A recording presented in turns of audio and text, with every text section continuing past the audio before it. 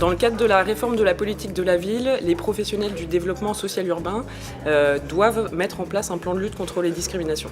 Sauf qu'ils ne sont pas toujours spécialisés sur la question, ils ne sont pas toujours formés, ils n'ont pas toujours les moyens humains, ils ne savent pas toujours comment s'y prendre.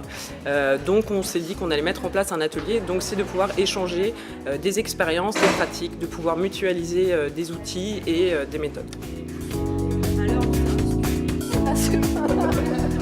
Bon, je crois que j'étais déjà outillé sur les questions de lutte contre les discriminations, sur les différents critères, sur surtout sur les choses sur lesquelles on s'appuie.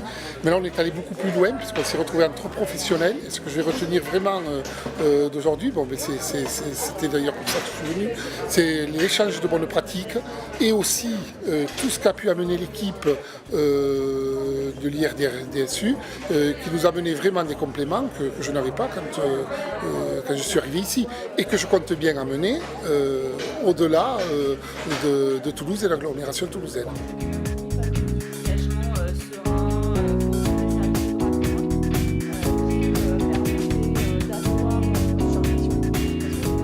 On vient en tant que personne ressource, donc on fait partie d'un chantier lutte contre les discriminations au sein de l'IRDSU.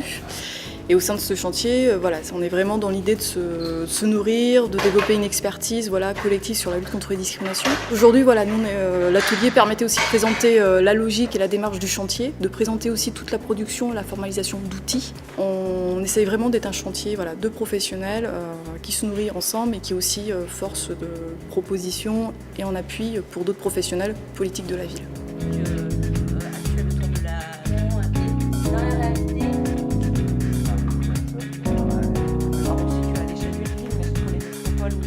Ça m'a vraiment beaucoup apporté, j'ai appris énormément de choses tout au long de la journée. Notamment, il y a eu toute la partie présentation en fin de matinée qui était sur qu'est-ce que c'est que la lutte contre les discriminations. Ça a été un point vraiment important parce que ça a repositionné les choses, ça m'a déjà beaucoup fait réfléchir à ce moment-là. Et ensuite, de manière plus générale, tous les échanges l'après-midi avec les participants qui venaient de toute la France, qui permettent de voir que même sans travailler spécifiquement sur la lutte contre les discriminations, on a beaucoup de choses à partager en commun, beaucoup d'interrogations communes. Donc déjà ça c'est intéressant de pouvoir confronter son expérience aux autres et réfléchir ensemble.